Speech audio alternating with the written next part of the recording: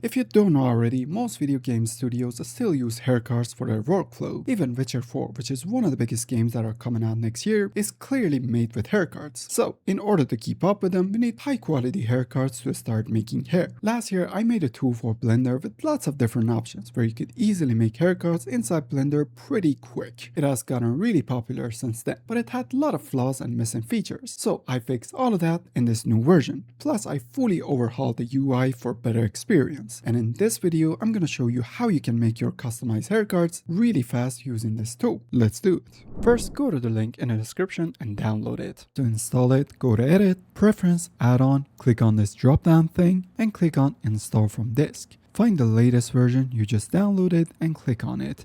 You should now see it here on the list. Turn it on and off, just in case Blender bugs out, because sometimes it does. Close the thing and press N in the viewport to bring out the right menu. And there you should see the Haircard Studio at the bottom. Once you open it, you'll be greeted with these two red buttons, hitting you in the face, asking you to choose square or right setup. Before you click on any of them, make sure to save any unsaved project you already have opened, because if you click, you get instantly transported into Haircard Studio. As you saw, we click on white. Now we have a white setup for our haircard, which contains different hairs with different density and other things. But if you're looking for a more game ready and compact setup, I recommend you go for a square. It is still not too late, because we have a button here that can sweep you up and take you to the square setup. Easy. Ignore this message here. I have no idea what it is, but it's harmless. To see the color of the hair, we can switch to material preview from here or by pressing Z. But if you want to see the hair strands better, we need to switch to rendered mode. On default, it's on cycles, but if your PC is struggling, you can go down to the bottom of the add-on and change the render engine to Eevee to get some load of your system. Okay, first thing you'll see is these two buttons, individual and multiple modification, which you can switch between. When it's on multiple modification, if you change any settings, like the hair amount for example, it will affect all the haircards at once.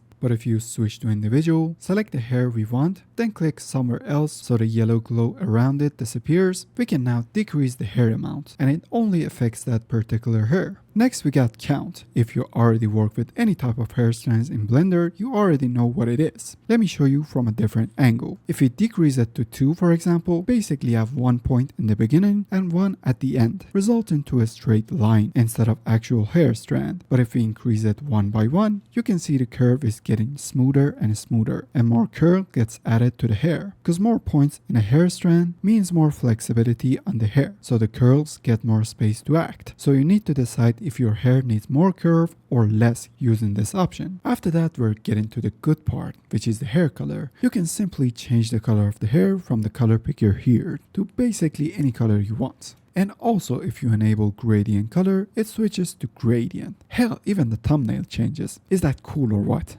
Okay, now you can move these handles whenever you want, or when you click on each handle, you can use this color picker here to change the color of the handle. Just try a few colors to see what fits yours better.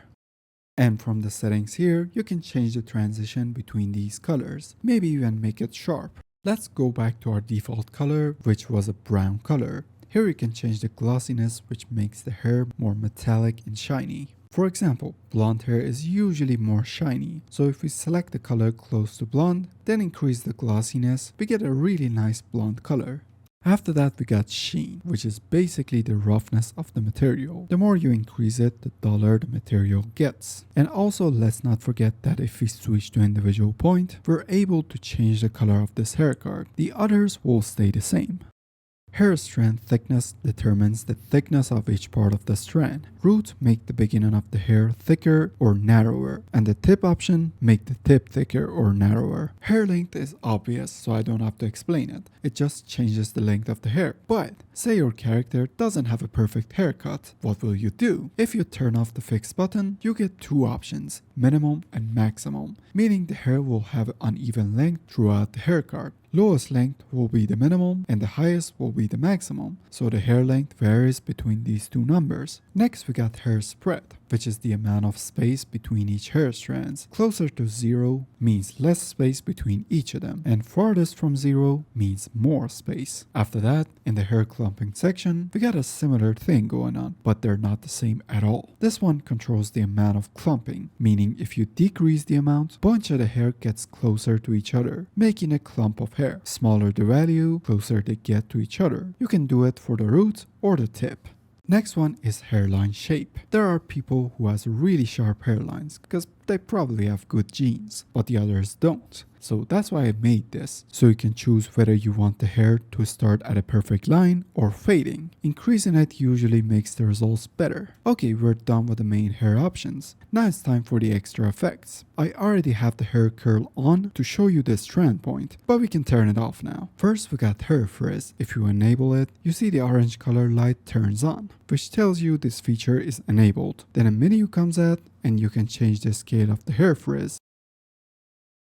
You even have an option for frizz curve that gives you much more flexibility over the frizz, but it only works on a selected hair. I don't know how to make it work on multiple hairs, but for now select the hair before changing the curve. Second one is reduce hair. It just removes some of the hair you don't want and make the hair less crowded.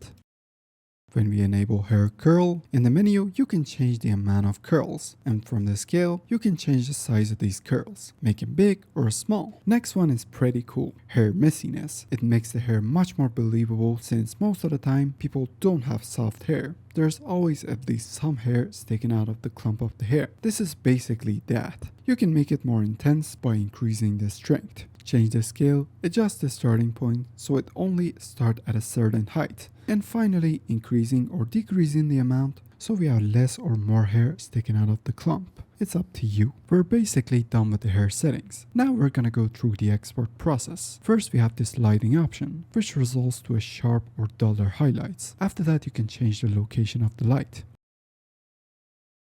And at the end, we can change the intensity number to change how bright or dark we want our hair to be rendered. In the render options, we got a lot of things. Render engine is obvious. You can switch between EV and cycles, but definitely render it in cycles for best results. Then we got device, which you can switch between CPU and GPU. No reason to explain that. Now, here's the best part. You can render most useful maps from here. First, you can render the main map, which is the diffuse map. Then if you like the results, you can save the render and move on to the normal map. Click on render and this time it will give you the normals. Then you can take care of the rest, which is the alpha map, specular and others. After that we got 4 more buttons, which determines the resolution of the render. If you want something fast just to see how it works out, you can move on with the low res. But if you want something usable that looks nice from close range, be sure to use high res or ultra high res. And after that click on render and it will be ready. Just like that. And at the end you'll have all the maps ready for your production. And finally we got presets. You probably want to make lots of different hair cards, so this is where you can store all of your progress. First you make your hair. Once you are done, you think of a name for it and type it here, like regular hair for example. Then you click on save preset. And it will remain here whenever you use Haircard Studio. After that you can go back and change the settings, change the color and everything else. Come back down and this time name it something like alien fur or something like that. And save again. There's no limit. You can make multiple hair cards and they will be stored here. Now when you want to actually import these again, you can just select the name you assigned it to and click on this icon on the right side and there we go. We got the exact same hair back. Is it cool or what? After that you'll have all the maps ready where you save it. For those who don't know what to do with it, I have a full tutorial on how to use these hair cards to make game ready hair really easy inside Blender. Make sure to check it out on the top right corner. And that was the latest version of Haircard Studio. Hope you guys like it. If you did, check out the link in the description to get it for yourself. I also have a lot of other tutorials and other add-ons that you might want to check out, like EyeForge. They're really cool. See you on the next one. Peace.